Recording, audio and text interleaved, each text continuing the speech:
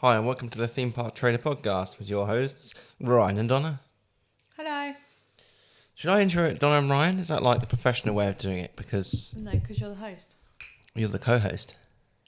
Yeah, but you'd kick me out as soon as someone better comes along, so That's not true. yeah, it is. I've been with you for nearly 21 years. 20. That's what I meant. I just got it wrong for the show. Of course you did. That's That's why you hesitated.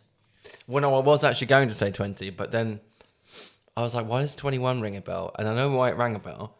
Because the last time we got into a conversation about 20 and 21, I was wrong. It was about YouTube. That's what all of that went through my head YouTube? in a split second. A quiz that we were doing.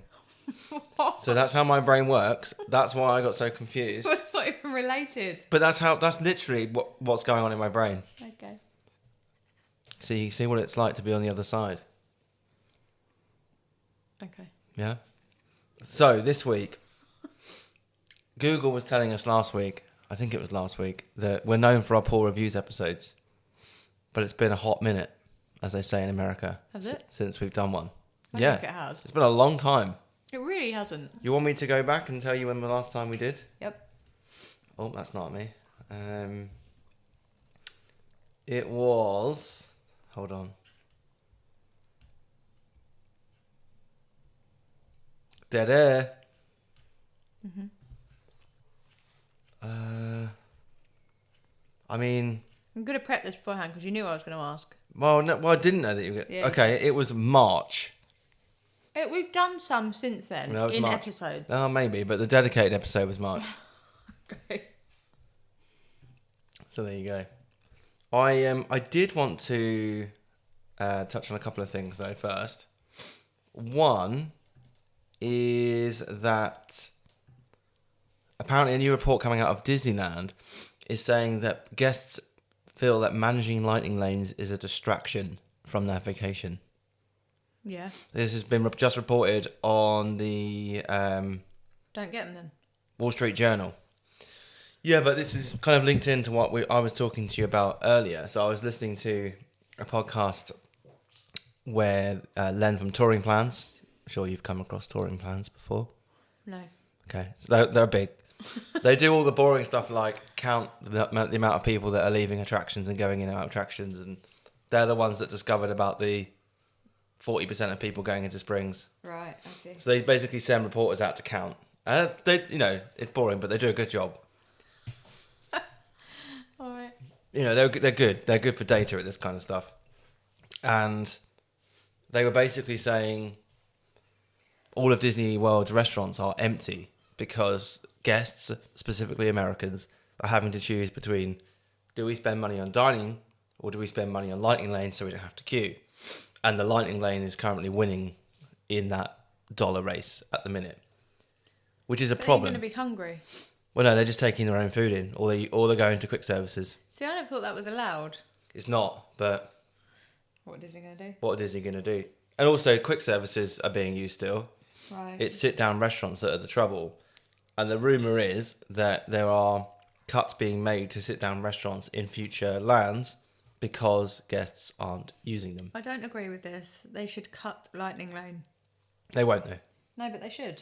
I mean, what they should do, yeah, but they're not going to because it's making them money. Something over here cut Fast Pass, didn't it? Recently, and it made all the queues I don't remember. normal. You told me about it. Did I? Yeah, I'm sure you did. Oh, no. That was Hagrid's. Oh, Is cutting Express in Universal. It hasn't done it yet, but that's because the standby queue is so ridiculous that they're cutting Express. Well, it'll be interesting to see. It'll move, won't it? That's kind of the point. But, Fast Pass, Lightning Lane, Express, it's a money maker, and they're not going to throw that away. Don't think it will be for long, though. Well, I think what they will do is potentially bring back free dining as free dining and not... Free Fast Pass? Not... Great. I mean, we talked about this on Diz After Dark quite a few times. Why, if you're staying at a deluxe, do you not get 3 free lightning lanes per day or every other day? That'd be good. What's the point in staying in... This is talked about almost every week. What's the point in staying in a deluxe or even a moderate over a value?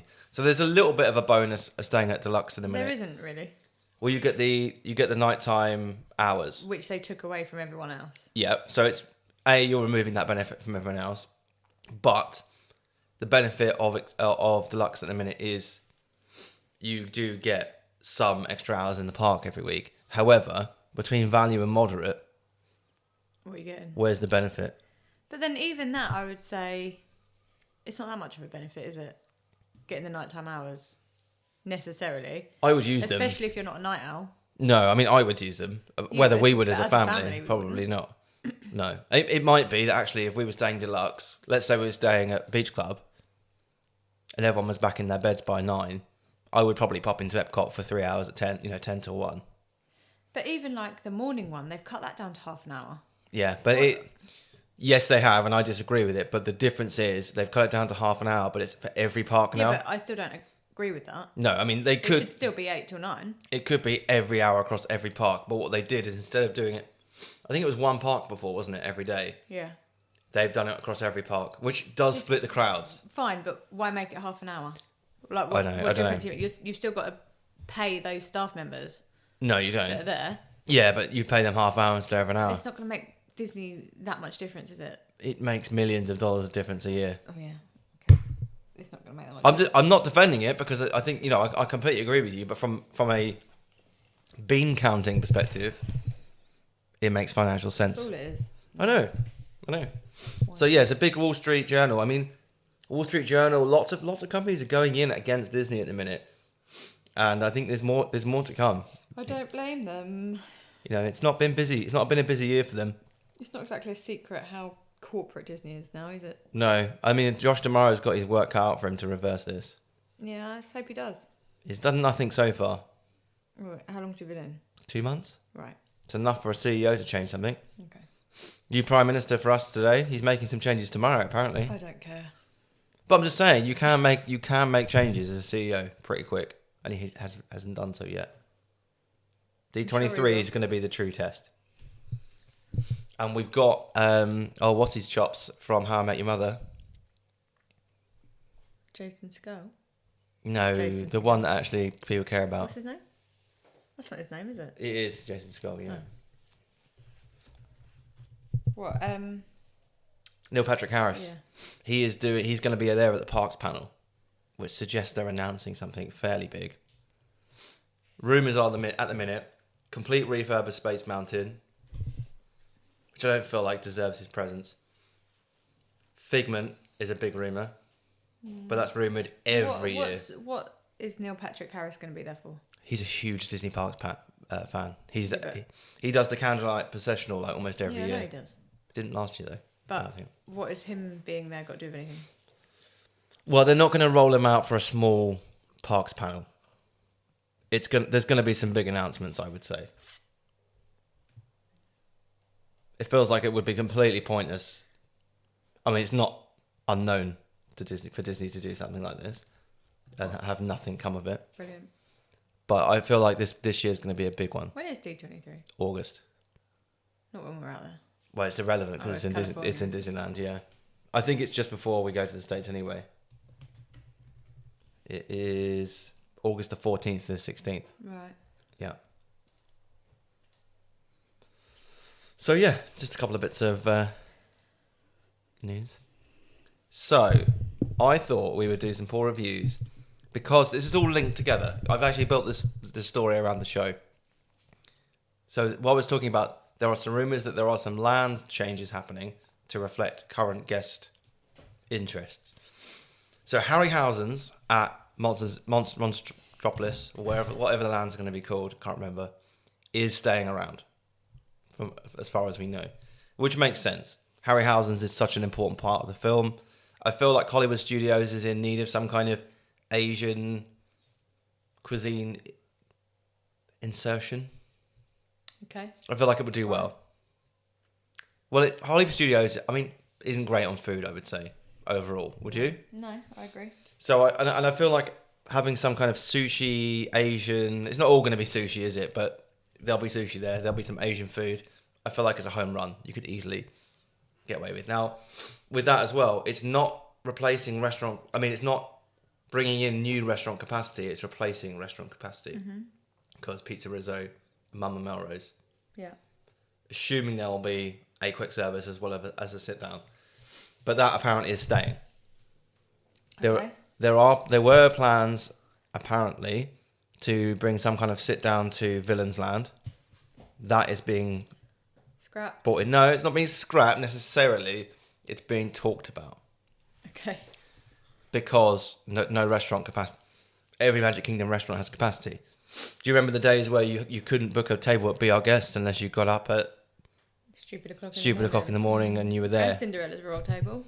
They were all free. And we looked the other day. Yeah, I mean, they were. Yeah, we're like, what, 29 days out now? 29 days and they're still all free. They're And still all available. At 60 days, they were all gone. Yeah. There'd be one in a week or something. Yeah, I mean, even Space 220 Lounge, Yeah. which is impossible, and it was still tricky, Yeah, but but last year we didn't have Hope in Hell. It was literally like 2 weeks before we went that we got that reservation. yeah, someone cancelled, and it was only because I had a tracker Yeah. that I was able to get it. So And this time you got it straight away, and your mum got it for 10 people pretty much. yeah, like was it 2 4s and a 2? Maybe we ended up Yeah, getting. but it was still for 10 people in one go. Yeah, so we've got 2 reservations there currently. Now I know that people are struggling. Sorry, Steve.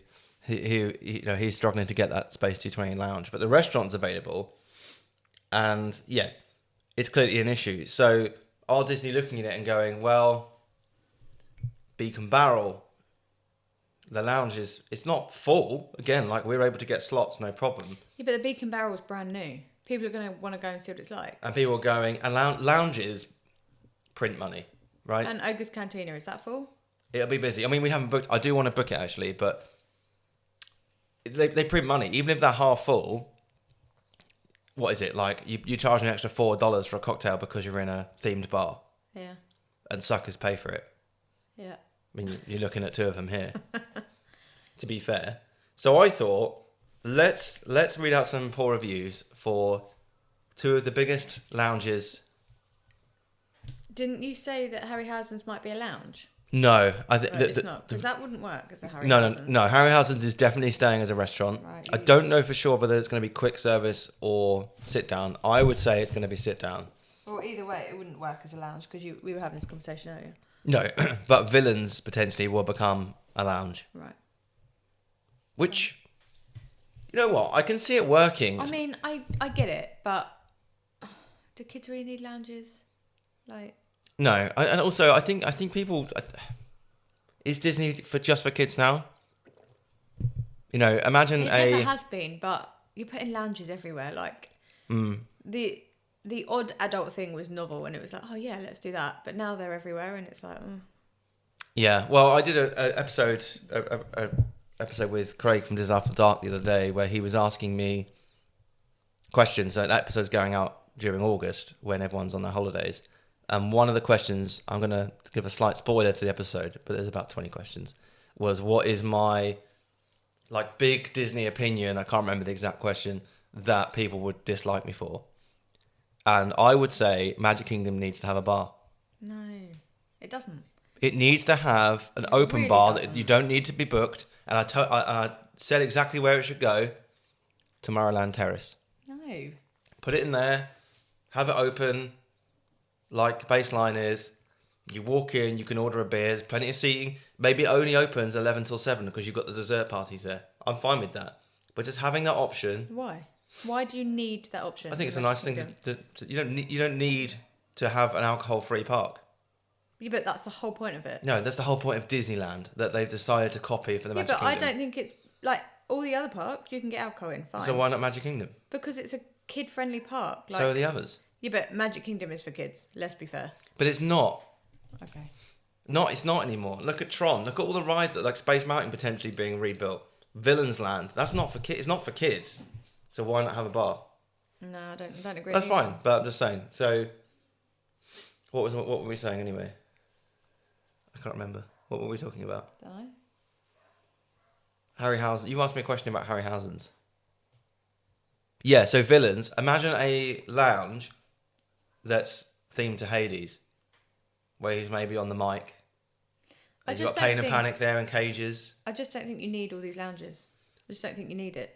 It's not themed enough for a kid to enjoy it. No. But I think maybe... I just... It's taking away from the family friendliness of the parks. Completely taken away from it. And that's what would take away from an open bar in Magic Kingdom. So, see, right now, all I see is a completely underutilized space from opening until dessert party. So why not put in a nice bar? I'm not talking throwing cocktails and beers at people. I'm talking like civilized, like BaseLine tap house, where you can get a themed space mountain cocktail, or you can get a Buzz Lightyear milkshake for the kids.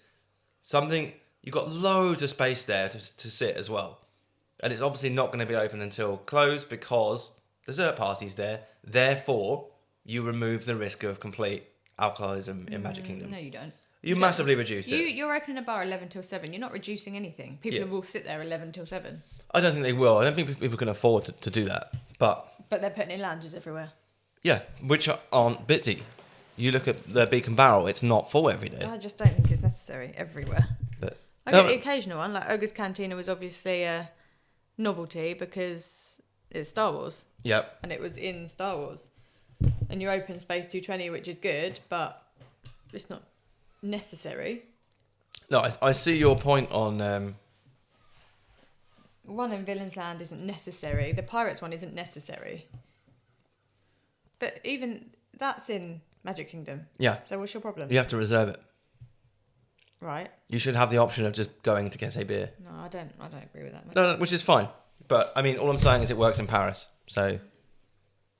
Right, okay. Well, where did we get a drink from in Paris? Champagne. We got one champagne that cost €20. Yeah. Right. But who's drinking champagne all day? No one. Well, exactly. So have some high quality beers and some high quality cocktails and have them available at Tomorrowland Terrace. Let me know what you think about that.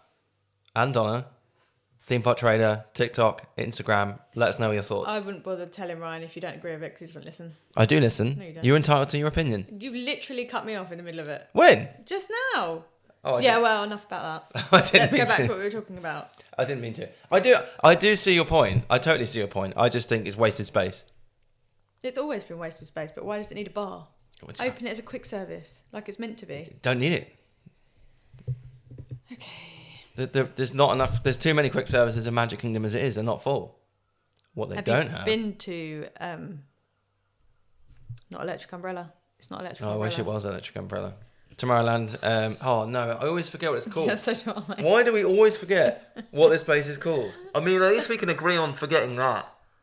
How do we never know? We go there every trip. I know. Every trip without fail. And it's not the best. I'll be shouting down the... Cosmic Rays. Yeah, that's it. Yeah, no, it is busy in there. So, anyway, I agree, like, let's agree to disagree. I do see your point. I absolutely do see your point.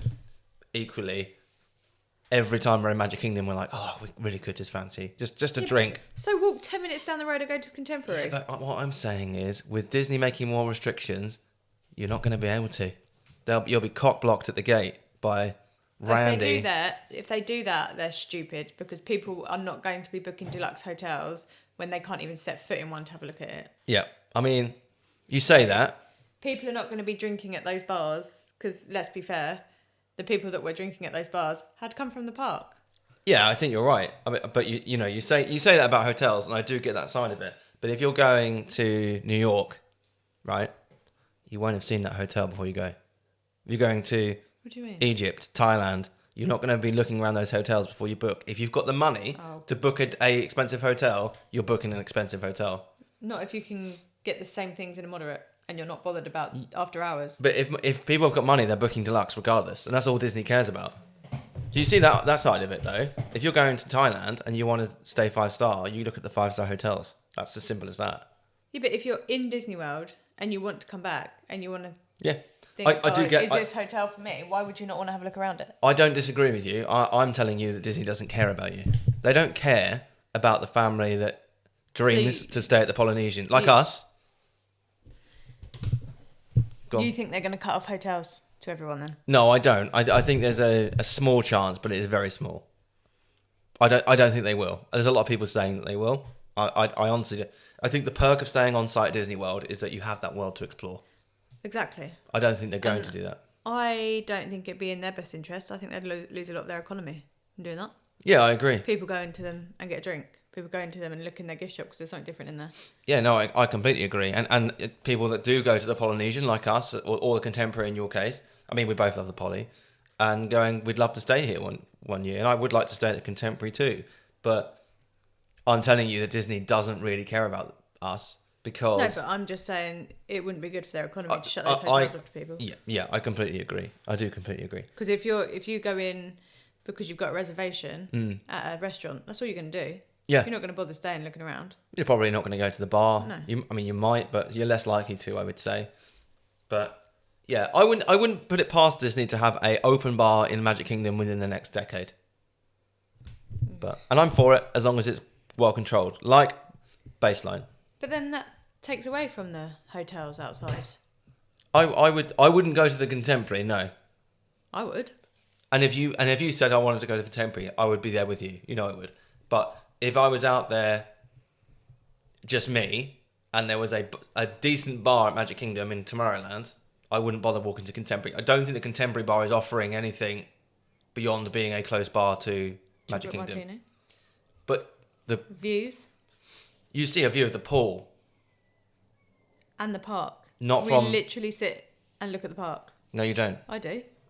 No, you don't. You can see out. No, you can't. Okay. You cannot see the park from... You see the pool. You're poolside, that bar. Okay. If you go through the doors, it's the left-hand side of Contemporary that faces the park. So you can't see the park It's not. It's right in front because you walk in front. You're by the balcony. Yeah, I'm pretty sure you can't see the castle from that bar. Okay. We'll find out. Right, anyway. Lounge-related, I thought let's read out some poor reviews for some of the best lounges on property. The first one being your favourite, BaseLine Tap House. Oh, for God's sake. Of course it is. I thought you'd enjoy this as someone that is on the fence at How BaseLine. am I on the fence? I don't think I'm on the fence. You love it there? No, I don't. It's boring. It's just like a normal bar. There's nothing exciting about it. It is literally... You go into a bar, you get a drink, you sit outside. There's no theming to it whatsoever. Well, I also just recorded an episode for Diz After Dark Patrons where we talked about the top bars in Walt Disney World, and BaseLine came up very high. And it wasn't just me. So... Sorry, so I'm not allowed my opinion Of course, now because people agree with you. I'm not saying you don't... No, I'm not saying you're not allowed your opinion. I'm just saying it is rated 4.7 out of 5 on Google. Wow. For what, beer? No, it's just rated 4.7 out of 5. If you drink beer. The charcuterie board is mentioned more than beer. Oh, no, it's not, sorry. Nice. 29 times. Pretzel, 59 times. Pretzel is a good pretzel for Disney. You can get a pretzel anywhere. You can, but I think the mustard pairing is very good there. Anyway, the whole point of this is because I thought you'd enjoy the poor reviews because you don't like it that much. Okay. Okay? Right. I feel like... Let's reset before we have a full-blown domestic. I get very excited and I don't mean to talk over you. Okay. This is from MB. Is it you? MB? Yeah. Why would it be MB? Your middle initial and your old last name. Are you trying to... I mean, that's a reach, isn't it? Are you trying to sully the good name of BaseLine Tap House? After waiting in line quite a while and watching multiple parties who had come in after me being served before me, I politely let the bartender know that I'd come in before the next party she selected. Kimberly let me know it didn't matter and if she was going to keep serving other parties. I left, pretty shocked at the poor service and feeling insulted. That a server wouldn't even notice I'd been standing there for quite a while tells you something about the quality of Kimberly's service. Is this person American? Of course. As an annual pass holder, this is unacceptable treatment because annual pass holder, you're special, aren't you? No, they just don't know the way a bar works. Clearly, You've got to be there. You've got to be up there. The thing is, excuse me, my turn. You kind of have to. And BaseLine, I do get this though because BaseLine is quite unique in that aspect in Disney World. What? In that most theme park places where there's a bar, you sit down at a table and you're served, aren't you? Unless you're at the bar. It's like an English pub, innit? You just go up to the bar and you're like... You flag them down. Yeah. I have to say, I do see where they're coming from. I have seen this happen, but I've never had an issue because you just kind of catch their eye and go, I've always found they've been pretty attentive here, to be honest. They are busy it's at never times. Busy. I don't think we've ever been there when it's busy. I've queued around the corner before to get in. When it first opened, we were down the left-hand side wall, trying to get in. It wasn't me. I was, yeah. I mean, you might have been doing something else, but I've definitely queued. Brandy says, rude staff. I would not. I was thinking the same. I would not recommend going here. There is a beer cart around the corner, same price and without the horrible staff. Apparently, this establishment doesn't follow the same Disney standards to ensure a good experience. Right, let me stop you there, Brandy. Is it owned by Disney? Yeah, it's yeah. Okay. I'm going to stop Brandy here for a second. How can you compare a canned beer She's not. to a draft beer? She has. There's a beer cart around the corner, same price and without the horrible staff. Yeah, she's not comparing the beers. Well, she didn't say it was better. She said there's a beer cart around the Well, corner. I'm not. I'm just. She just doesn't want to deal with the staff because they're rude. Well, there's a staff behind the beer cart. Well, they're obviously not rude, are they? I tell you what they do need. They could do with a couple of those machines that we had at Fatboy Slim last night in BaseLine. What, get rid of more staff? Not get rid of staff, but just have a couple of those machines, paid by card, remove the tip, and fills your beer up for you. Leave the $1 tip you leave every time you get a beer. Yeah, that adds up pretty quick. Does in BaseLine. JT says, $12 for a beer? That's Disney.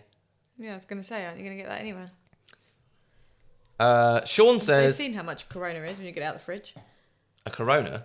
Is it a Corona that they do? In the fridges at the quick services?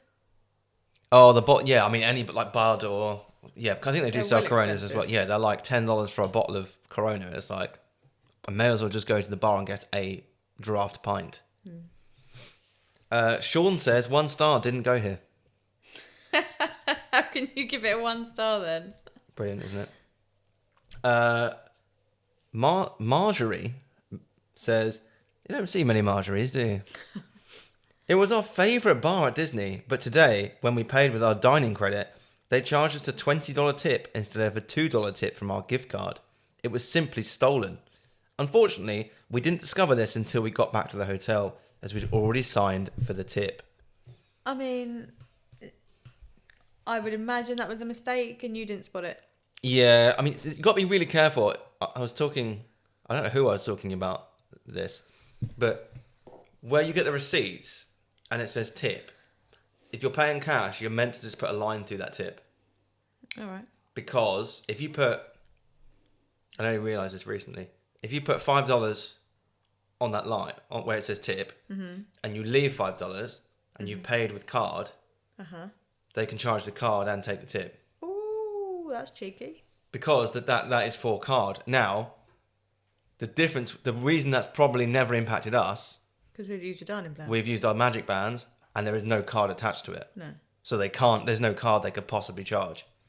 That's a bit cheeky, that's... I'm not saying it would happen. I'm saying but it could. That's quite cheeky. You're supposed to cross it out and put cash and then leave the tip. Interesting. Or say tips can cash. I also don't like it when services happened twice to me last year. Ask for a tip. What do you mean? Who asked for a tip? When I was at a restaurant, they were like, basically, this is in Raglan Road. Right. I tipped and then they asked my dad, are you also tipping? It's so rude. To which... I know it's the norm out there, but I just find it really rude. I mean, the service was bang average and I still left a tip. It wasn't a big one, but I still left a tip. And my dad was like, no. Like, because he asked in a really rude way. Yeah. But then, at the same time... It's your what they rely livelihood. on. I do get it, but then the service should have been good. Yeah, but it's a vicious circle, isn't it? Because they rely on the tips, but why should they work hard for the money that they get? Oh, I know. It is a vicious circle, yeah. But the whole reason they're paid so little is because they then deliver amazing service. It's a wrong way of doing it. They should just be paid to do the job. Minimum wage? Yeah. Or over a minimum wage? Adam says, as a beer fan, I was excited to check this place out, but they have maybe 6 total beers on tap. Not many for a place called Tap House. All of which are just mainstream, readily available beers. They didn't even have anything from the state of Florida. I was quite disappointed. My hotel bar has a better beer selection. Now, I will say, he's not wrong. No, he's not. As a tap house, they should have 10 plus beers on tap. I will call him up on something, though. And that is that BaseLine Tap House is set in California. Right. So they probably shouldn't stock any beers from Florida. No, fair. That whole area is California. Oh, it's set in California. Oh, Yeah. That doesn't come across at all. Well, I think that the whole area is clearly California. How? How is that whole area clearly California? Well, I'm just going to... You've got a bar and then toilets opposite it. No, I'm pretty sure... And then opposite was the Muppets. I'm going to bring up the old Disney World guide map. If you're in BaseLine, Mm-hmm. you've got Muppets, toilets. You haven't got Muppets anymore. It was Muppets. Yeah. Muppets, toilets, and Galaxy's Edge. How is that California? So Grand Avenue is based on a particular place in California. I mean, it doesn't come across as California whatsoever. And this is the problem with Hollywood studios. The theming is terrible. It shouldn't be Hollywood studios. Yeah, the revitalization and culture of present day downtown LA. There's nothing there. I know. I knew that because I knew that. You wouldn't know that sitting there, though. No, it's not. It's I agree. the only thing there that would be from California. There's nothing else there. No, I mean, there's literally that and ice cream. There's no theming for No. Hollywood anymore. No, you are right. I knew that. That's why. Ouch. You were so angry, you just slammed the mic. Sorry. Okay. Jade says, bartenders are friendly and food was okay, but overpriced. Welcome to theme parks. We had a horrible experience towards the end of our visit. We each had a full-size beer. Oh, you grown up. And got the charcuterie. I didn't drink, but maybe 2 sips of mine before we finished our charcuterie. I can't say it. That. And we went to clear our table. I placed my basically full beer on the windowsill directly next to us. Little did I know, the sills are tilted. She put titted. In such a way, that's why... that anything on them will start sliding off. As I was busy attempting to clear food debris and any mess from our table so a cast member wouldn't have to, my beer slid right off the sill and exploded on the ground. Right. The 3 cast members watching within 10 feet of us turned around and left us to deal with the aftermath. Quite the Disney magic. Hollywood Studios has always been the worst park to visit, but this took the cake. Lesson of the day, never be nice. Leave your trash everywhere and allow underpaid workers to scrub up after you. I mean, you spilt your drink. I mean, yeah, what are they supposed to do? I mean, they could have come over with some tissues or whatever. Now, old Disney would have said, "Oh my God, like let's get you another beer. Come on, in you come." Oh yeah, I agree with that, but she sounds like she's blaming them for the fact that she spilled her drink on a sill that is clearly slanted. yeah. But they could have come over and helped. They should have come over and helped and got her another beer. Cast members don't care anymore, though. No, they don't. They're not paid enough to care. No. Han says, "I love the glass of Chardonnay I had here, and the patio is really pleasant. I felt the staff were quite rude though. I queued with a buggy and got a couple of what felt like dirty looks from the staff. And when it was my turn at the front of the queue, the bartender looked past me and said, 'I'll serve the next person in line,' which was me, right in front of him. Not sure what slight I committed to earn that comment apart from patiently queue, which us Brits love to do in an orderly way. Not what you expect at Disney, and I won't be back here anytime soon." It's probably racist, like the guy you had. That guy was a racist.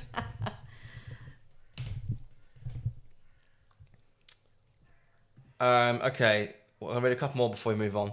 Carlos says, overpriced beer options and drinks. It has a decent atmosphere that feels a little like a pub. It could be better though and have a better selection. Overall, not bad, but also not good. Staff is usually pretty nice, but can be overwhelmed at times since everyone comes in the same way and sometimes come big groups with only a few registers. Yeah. I mean, I don't like it, so... Well, here's the next one we're going to be reading. The Beak and Barrel. We haven't been there yet. No, I know, but this is just to get us hyped up. Oh yeah, great! It's going to really make me want to go here.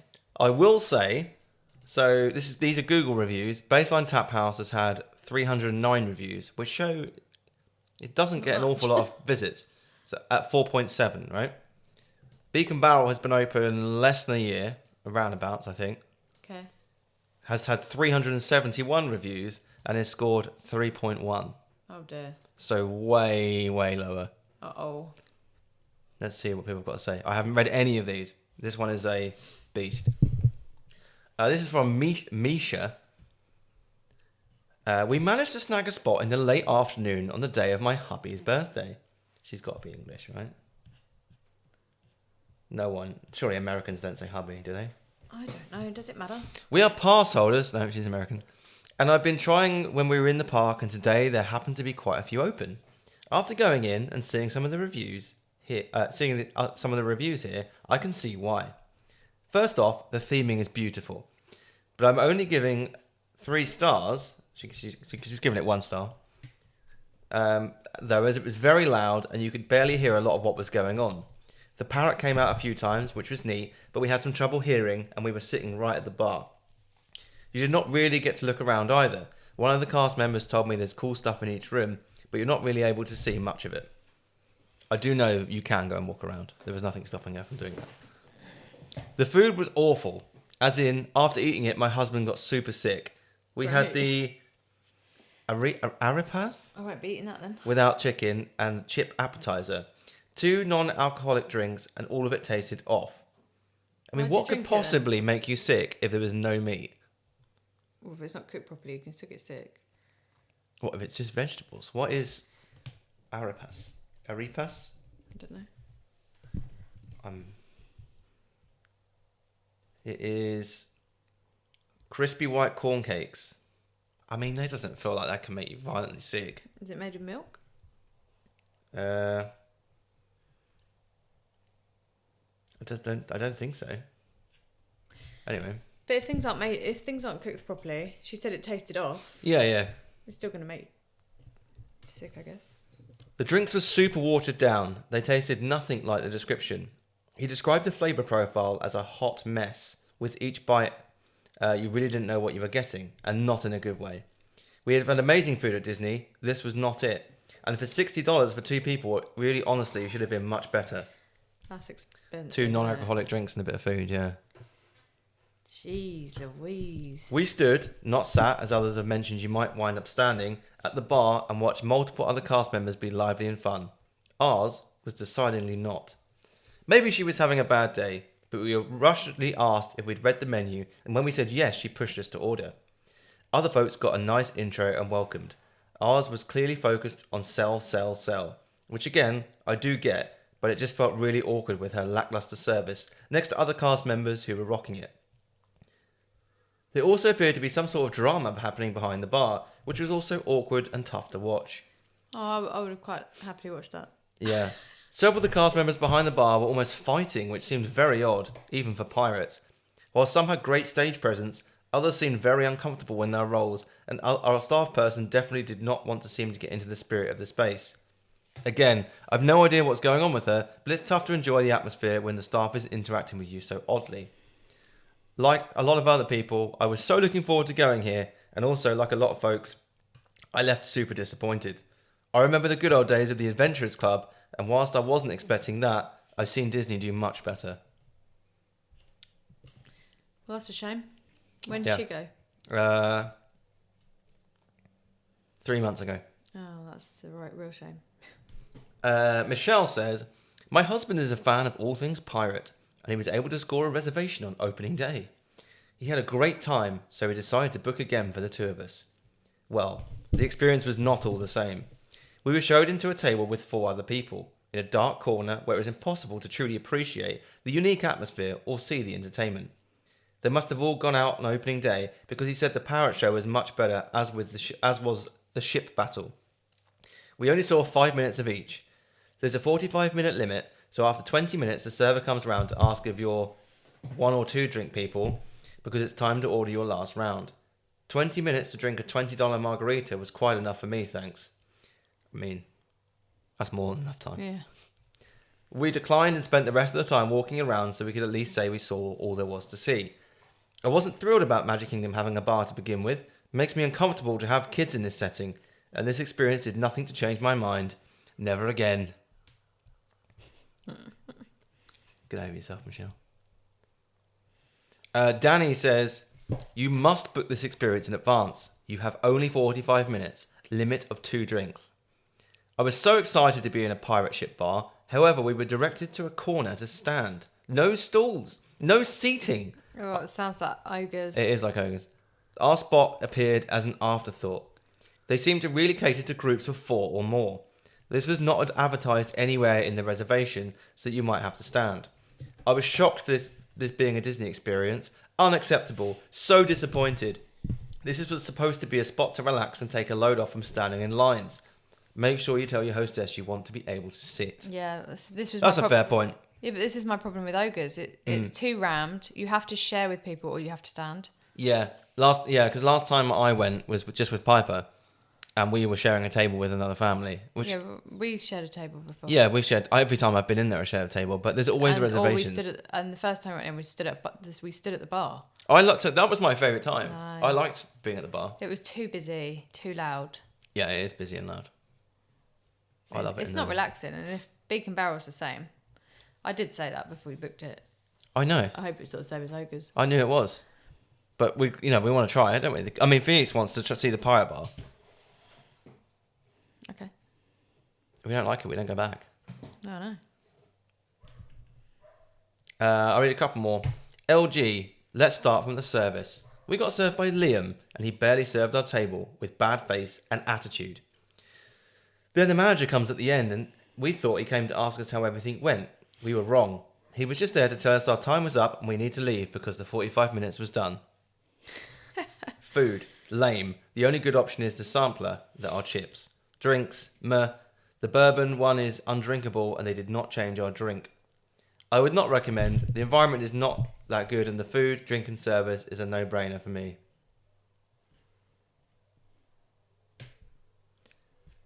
Okay, one more from Drifting Fliz. Was very excited to obtain a reservation at the new Beak and Barrel last evening. Good morrow. Last evening. Wow. We were scheduled to enter at 8:20 p.m. We arrived at 8:05 to check in. We were finally called at 8:45, and when we entered there were 2 small tables available that we asked to be seated at, but were escorted to a standing area with no view, and given the option to go back outside to wait another 30 to 45 minutes for a table. Wow. We chose to give this place a fair shake, then they placed 2 other guests to the same 6-foot-long area we were standing at. Classy. If you don't mind waiting 20 to 40 minutes past your scheduled time to stand at a mantle area with no view and be joined by 2 separate strangers and pay $21 to $49 for a drink, then this is the place for you. I don't believe I've ever written a bad review. Think it's only fair to set expectations for folks now until Disney figures this place out. Oh, it's so bad, isn't it? Yeah. It sounds awful. Not gonna lie. Now, I'm going to read 1 5-star review. I haven't read any of these. We're going as a 10, aren't we? No. No, we're not. Oh, I thought we were. Okay. This is from Ashton. During our recent trip to Orlando this past October, we had the pleasure of dining at the Beak and Barrel inside Disney World's Magic Kingdom. Not once, but twice. Both visits, one late at night and the other midday, were absolutely fantastic. From the moment we stepped inside, we were captivated by the vibrant atmosphere. The decor is a feast for the eyes, with lots to look at and even a few little shows that add to the fun experience. The crew, as they call their staff, were phenomenal, providing exceptional service with a friendly flair. While the menu isn't large, each item is crafted with care. I absolutely loved the cook's corn cake with chipotle braised chicken, a delightful blend of flavours that left me craving more. The port of call was another standout drink that I highly recommend. My husband couldn't get enough of the Siren's Whisperer's cocktail, and of course he had to take them home in the tiki mug that came with the Plunderer's Punch, a fun souvenir from a memorable meal. Though there's a 45-minute limit similar to Ogre's Cantina in Star Wars, it only adds to the lively, bustling atmosphere. The Beak and Barrel is a must-visit for anyone looking for a unique dining experience in Magic Kingdom. We can't wait to go back. It sounds like it's for a certain type of people. Yeah, it does, doesn't it? Well, we shall see. We shall see in, 30 days-ish. 29. Until we're at Beak and Barrel. Yeah. About 30 days, 31. I think. 31, yeah. So, if you've enjoyed today's episode, please leave us a positive review. Any review and comments goes a long way at helping us to grow. We've got some very exciting stuff happening over the next few weeks. Have we? Yes, we have. All right. We are heading to Universal on Wednesday to learn more about Horror Nights 2026. The 35th anniversary of Horror Nights is going to be a big year. We've got guests planned. Dan is making a return to the show as well, and we have got loads more in the pipeline as well. So thank you very much for listening. It's 30 sleeps until we go. There you go. And we will see you again next week. Bye.